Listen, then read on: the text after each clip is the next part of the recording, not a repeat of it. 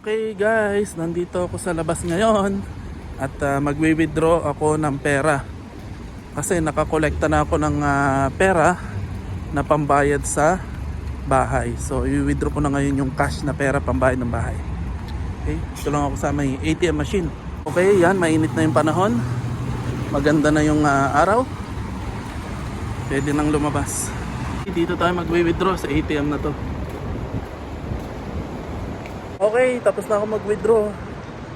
Nakapag-withdraw na ako ng cash pambayad sa bahay. So, balik na tayo. Uwi na tayo. Okay guys, nandito na ako sa bahay.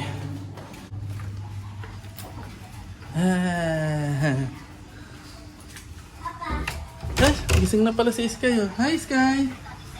Dito pala si Sky. Nagluluto pa si Macy's. Tingnan natin kung ano niluluto niya. Ha? Nagkagulatan kami ni Mama na pagkatapos ko maghilamos. Bakit? Akala ni Mama tulog ka pa? Ah, Gising ka na pala? Sige. Yan, pinagpiprito niya si Sky ng manok. Okay guys. Dito na tayo sa kwarto. Guys, nag-withdraw lang ako ng pera para pambayad sa bahay. Ito, nakapag-withdraw na ako. Pambayad namin to sa bahay. So, maganda na at mainit na sa labas. Okay na yung panahon, pwede nang lumabas at mamasyal.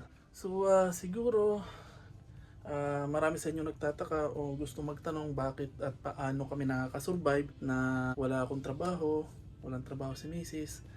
So, basically, 2 months and 20 days na akong walang trabaho. So simula nung matanggal ako sa trabaho, 2 months and 20 days na ang nakalipas. So saan kami kumukuha ng pera para makasurvive? Unang-una, ang nilapitan ko ay yung tiyuhin ko, kamag-anak ko, and then kaibigan at saka kapatid ko.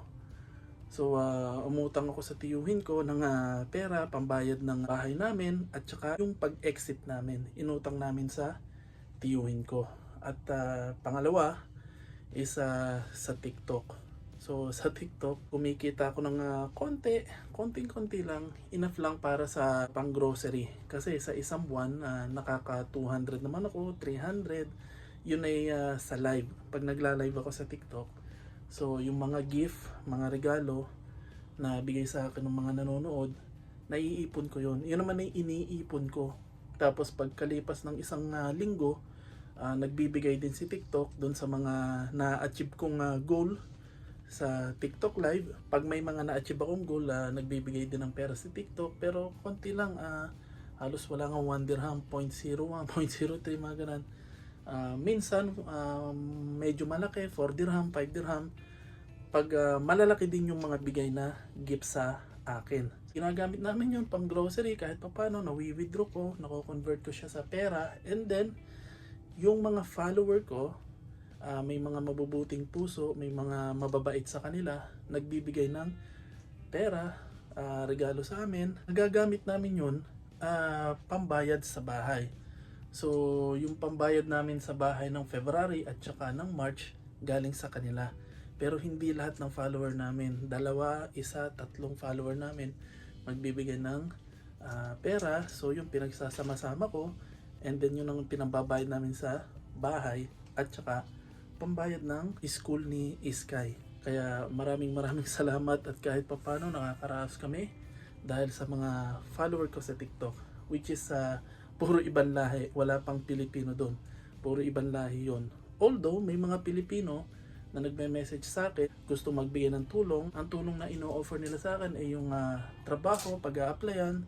Pero unfortunately, yung mga ibinibigay nila sa aking website o pag-a-applyan, hindi naman ako natatawagan or wala, hindi ako qualified. O talagang wala naman, hindi naman ako pwede. So maraming salamat na rin. Pero mostly, lahat ng tumutulong sa amin yung mga ibang lahi. Sila yung nagbibigay sa amin ng pera. So within 2 months and 20 days, nakakasurvive kami dahil sa TikTok. Yun ang isang bagay pa kaya kami nakakasurvive. And then yung iba naman na nanonood ng aking TikTok, yung iba naman sa kanila, bukod sa pera, mostly yung karamihan sa kanila, ang ibinibigay sa amin is groceries. So yung iba, kusang nagbibigay sa amin ng groceries, sila yung bumibili. Yung iba naman, nagsasabi sa amin kung anong bibilhin. So binibigay ko sa kanila yung listahan ng grocery para bilhin. Ayun, groceries. And then karamihan din sa kanila ay yung pagkain. Halimbawa, ini-order kami nila ng pagkain, yung mga pizza, yung mga Jollibee, mga ganan. So yung iba, ini-order din kami pagkain saka grocery. Pero puro ibang lahi din yun, mga tumutulong sa amin yun. Despite nung mga challenges namin, yung mga problema namin, may dumating din namang good news, kagaya ni Mrs. Natawagan na siya sa trabaho, magkakaroon na siya ng trabaho sa April 6, magi-start na siya, so good news yun. Ako naman, nagkaroon ng interview, pero may pumigil pa rin. Siyempre gawa nga ng sitwasyon dito, yung pag-atake. Tapos dinagdagan pa nung weather condition. Meron akong interview dapat, face-to-face interview last week. Ang problema nga ay nagkaroon ng weather condition. And then, this week, may interview ulit ako. Ang problema, nagkaroon ulit ng weather condition. Umulan last week and umulan ulit ngayon. So, kinancel nila o pinospone yung aking interview. So, i-schedule nila ulit yun para sa face-to-face interview. And hopefully, makapasa ako sa interview na yun para matapos na yung aming problema. May trabaho na ako, may trabaho si Mrs. Ang magiging challenge ngayon naming bago, magkakahiwalay kami ng trabaho, magkakahiwalay kami ng lugar. So, yun ang magiging challenge. So, mag-iisa si Sky ngayon. So solusyonan pa namin yung pag-uusapan pa namin. Kasi may school si Sky. Ako magiging nasa Dubai kung makakapasa ako. Doon yung trabaho ko sa Dubai. Si Mrs. dito sa Abu Dhabi. Pero at least nabawasan yung problema namin. Yung gastos mababawasan, hindi na kami e-exit. Pero 100% e-exit si Sky. Kasi ang magagastos namin sa sponsorship ni Sky at least 4,500. Kailan pa sasahod si Arlene sa katapusan pa ng April, yung pambayad pa sa bahay. Ako, pag natanggap ako, matagal pa rin bago makakasahod kasi sa katapusan pa, 4,500 yung kailangan sa sponsorship ni Sky. So, 100% e-exit pa siya. So, isa sa amin, kailangan i-accompany siya sa pag-exit niya. Ang alam ko, ang kagandahan, makaka-exit pa naman ngayon. Either exit siya or i-extend na lang namin. Tatanungin na lang namin yung agency. So hopefully may exit by bus sa Oman kagaya ng dati kasi nga may issue ngayon. Kita nyo naman yung issue sa Iran. Kaya mahirap ang sitwasyon sa lahat ng bagay. At yung pati mga bilihin nagtataas na rin ngayon. Sobrang taas na ng bilihin. Ayun, at kaya nagpapasalamat talaga kami at may mga tumutulong pa rin sa amin kahit papaano. So yun yung mga ilang bagay na nakakatulong sa amin kung paano kami nakakasurvive dito kahit wala kaming trabaho. So maraming salamat sa kanila. So yun sa mga hindi nakakaalam, yun po yung dahilan kung paano kami nakaka-survive. Pambayad sa bahay at saka pagkain, pati school ni Sky. So maraming salamat sa mga follower ko. So thank you po. So ayan, tapos na rin si Mrs. na magluto ng pagkain.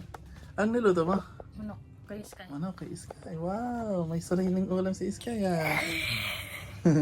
Tapos ito pa yung niluto niya kaninang umaga. Tinadtad at saka itlog. Tsaka yan. Kaya ka na. So nakaka-survive pa rin kahit papano. Ano, Arlene? Ano para magsisimula na si Mrs. Arlene, magsisimula ka na next week, di ba? Hindi pa yun siya, wala pa medical. Ayun, so kailangan mo na pala magpa-medical siya. Tapos pag may medical na siya, yun ang start mo. Pero at least sigurado naman na start na siya. At ang kagandahan nito, yung napasokan niya ay supermarket. Siyempre, pag ganitong may mga issue, COVID-19 o mga ganitong crisis sa Middle East, maganda makapasok sa supermarket kasi siyempre supermarket yan, necessities yan. Kumaga, hindi mawawala yan kasi pagkain yan Tsaka araw-araw ng pangangailangan. Hindi katulad sa mga naging trabaho ko na retail, damitan, at tsaka yung palaruan ng bata. So hindi naman yung necessities. Kaya yung mga posibilidad na mawalan ng trabaho, malaki yung tsansa. Kaya nga gusto ko nang lumipat ng field Kasi nga laging may mga chance na matanggal sa trabaho. At yung dati kong trabaho, natanggal ako. Kaya gusto ko nang lumipat ng field. Kaya pag nagkaroon ako ng trabaho, susunod kong trabaho, mag-aaral na ako mag-drive. And then mag-aaral ako ng medical coding para makalipat ako ng field ng trabaho. So guys, sinare ko lang sa inyo kung ano yung mga bagay at dahilan kung paano kami nakakasurvive dito. Although wala kaming trabaho mag-asawa. Sa loob ng 2 buwan at 20 days na ngayon. At yung sitwasyon dito, yung pag-atake ng Iran, 1 buwan na. So 1 buwan na yung nakakalipas. Pero hindi pa rin sila tumitigil. Meron pa rin, hindi pa rin tapos. At lalo pa lumalala kasi gawa nga ng tumataas na yung mga presyo ng bilihin. Imaginein ko, hindi ko rin ma-imagine kung paano pa sa Pilipinas. At napapanood namin sa balita na sobrang taas na rin ang bilihin sa Pilipinas. Sobrang crisis na rin. So hopefully matapos ng lahat ito.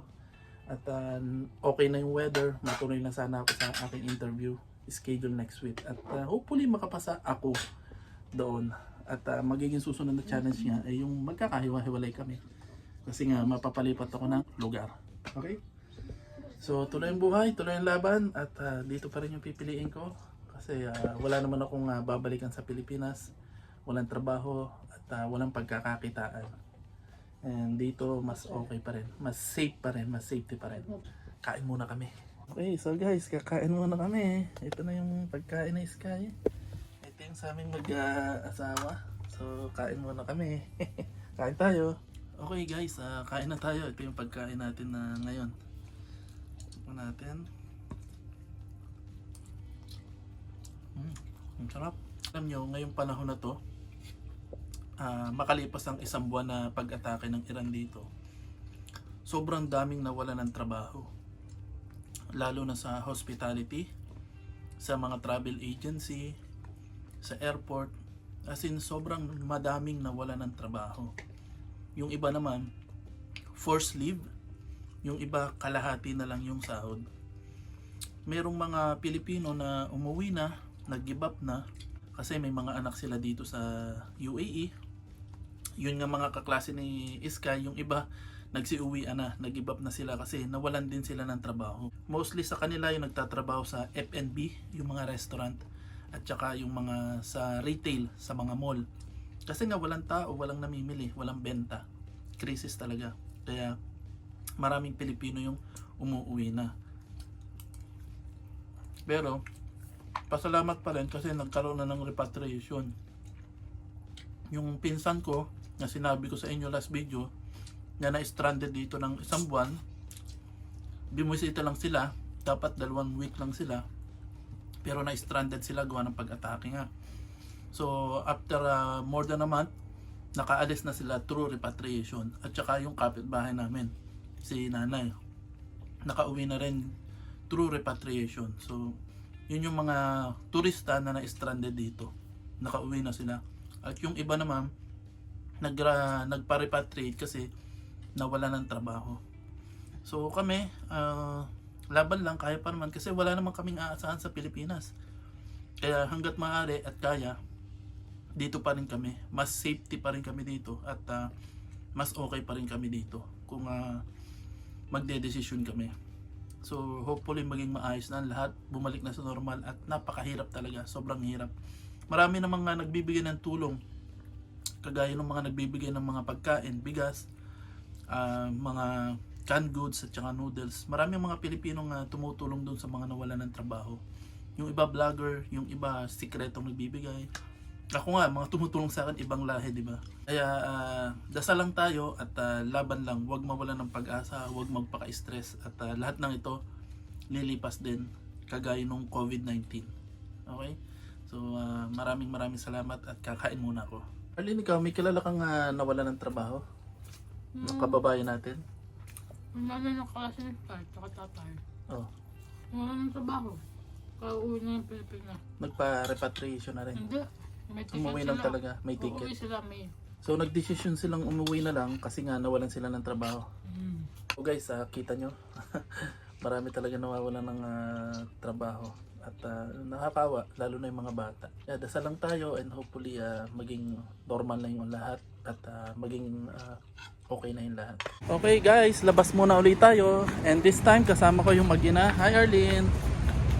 Hi Sky!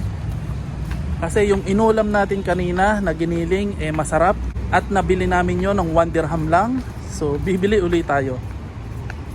Okay? Kasi baka maubos agad. 1 dirham lang, imagine. Wait, what? So tingnan natin. Bakit pa tayo? Tingnan natin kung meron pa. Sana meron pa.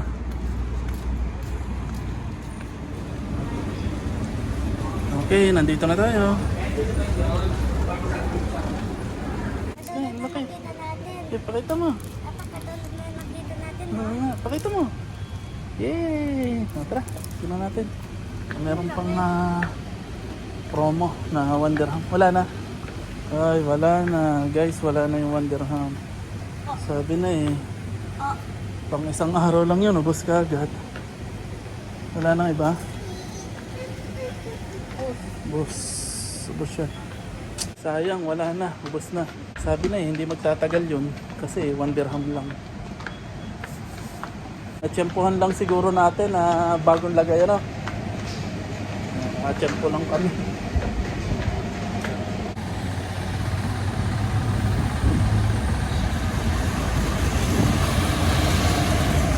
Okay guys, nandito na ulit kami sa bahay. Kararating lang namin at lumabas nga kami kasi bibili sana kami nung 1 dirham na giniling kaso ubos na, nagkaubusan kasi nga 1 dirham lang yon. Sayang hindi na kami umabot. Eh siguro nung pumunta kami kalalagay lang. Kaya yun, ubos agad. Sayang hindi na kami umabot. So paano, hanggang dito na lang yung video ko. Nung Sabado at Linggo nga pala, nandun kami sa tiyuhin namin sa Khalifa. Namasyal kami.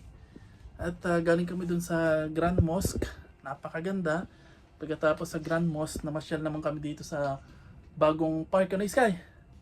Namasyal tayo dun sa bagong park, di ba? Ang ganda ng bagong park, di ba? Ano yung park yun? Hindi yung may zipline, yung isa pa.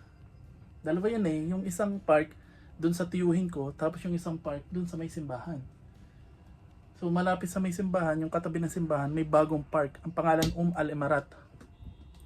So napakalaki ng park na yon, pero may entrance 10 dirham. Pero maganda naman kung may entrance kasi ibig sabihin private siya. Walang outsider na makakapunta. Napakalawak niya, merong flower garden, ano pa, Sky? May mga fountain, fish.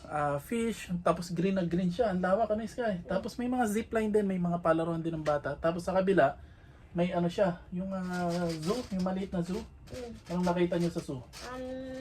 Bunny, tapos Bunny, kabayo. kabayo, Tapos, yung pagong, tapos, goat. tsaka goat, at tsaka camel, tsaka yung maliit na kabayo, tsaka yung Si Tails. si Tails, hindi si Tails, yung isa, yung maliit na ibon. Pugo, may nakita kami pugo, hinabol ni Pati Sky. rabbit. Pati rabbit. Ayun, maganda yung sobrang ganda ng park na yon. Sulit na sulit yung 10 dirham nyo kasi napakalawak, ang daming magagandang tanawin at saka yun nga may mini zoo. Tapos sa loob may mga tindahan din kaya hindi ka magugutom. Si Sky nga bumili ng Ice cream na, flavor na yun, bumili siya ng ice cream strawberry. at marami din dong mga cart, mga butik-butik pero nung pumunta kami sarado pa. Wala pa siyang mga laman. Ulit dun sa park na yon at maganda yung pagkakagala namin. Tama-tama at maganda yung panahon. Nung ano lang yun, nung linggo. Pagkatapos namin bumisita dun sa Grand Mosque. Paano, Sky? Hanggang dito na lang yung video natin. Sabihin mo sa kanila, mag-subscribe. Like and subscribe. Yes! So, pa-subscribe na lang po. At see you na lang sa susunod naming video. God bless and bye-bye!